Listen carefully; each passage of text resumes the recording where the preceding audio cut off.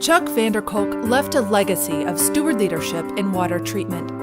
How do I explain Chuck? Chuck is a great guy, very family-oriented. There is a huge difference between a great manager and a great leader. When you lead people, they're inspired to go the extra mile for you in everything. And that, again, that's Chuck Van Der Kolk. Chuck was a utility manager, a volunteer, loving husband and father, but most importantly, a servant leader through it all. He always had the ability to get you to step back and look at problems a different way. Anytime you hear anybody reference leading at 50,000 feet and not at treetop level, that's Chuck Van Der Kolk.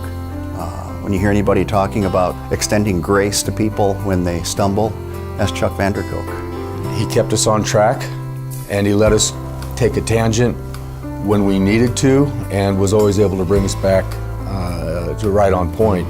And he helped us to learn what we needed to do and how we needed to do it. Chuck was dedicated to the advancement and professional recognition of water treatment operators in North America and around the world. Chuck always wanted to make things better, whether it's an individual or the entire industry. Chuck just has a servant leader heart, and he took that servant leadership seriously with each and every person he met. I felt a peer with him, and it just made me feel more professional. Always cares about everybody. You probably won't find many people better than him in this world. He loves people, you can see it. He just sits in a room, he just lights the room up when he comes in, and he loves people and people love Chuck.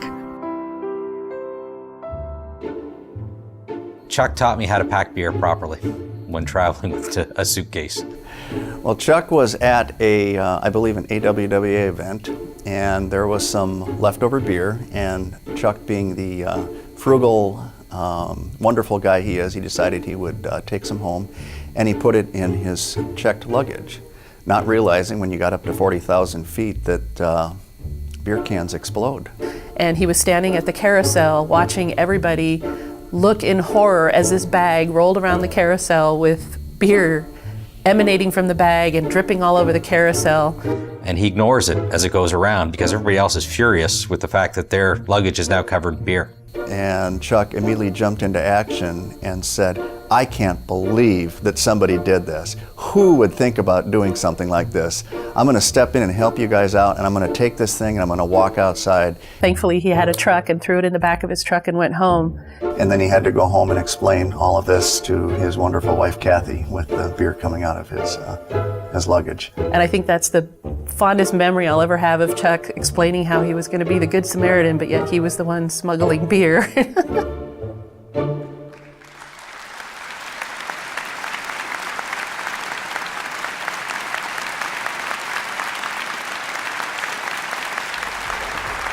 I hope that everyone here can make it to San Antonio next year, where I'll be receiving the I Beat Cancer Award.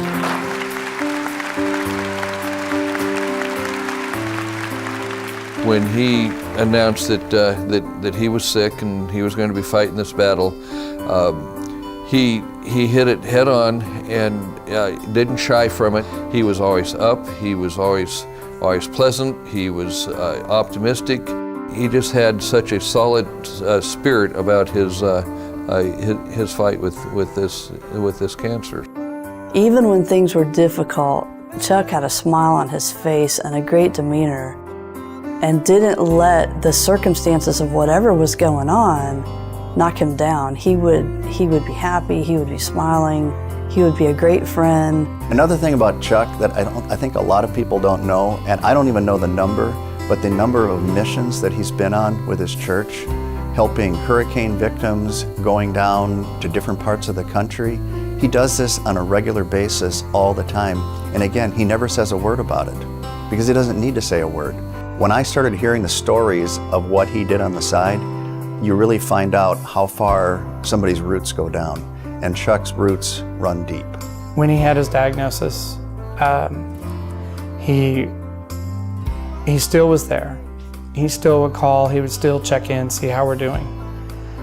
But I think what amazed me is what he continued to give even after he was diagnosed. You wouldn't have known he was going through cancer treatment. You wouldn't have known that cancer treatment had taken to the brink of death more than once. He always just had an amazing ability to put everyone first. Chuck was always one of those people who always had a smile and a hug and a very positive outlook. And for me, watching his progress through Kathy's posts and watching their faith and their obvious love for each other has been amazing. He is the most genuine person I may have ever met.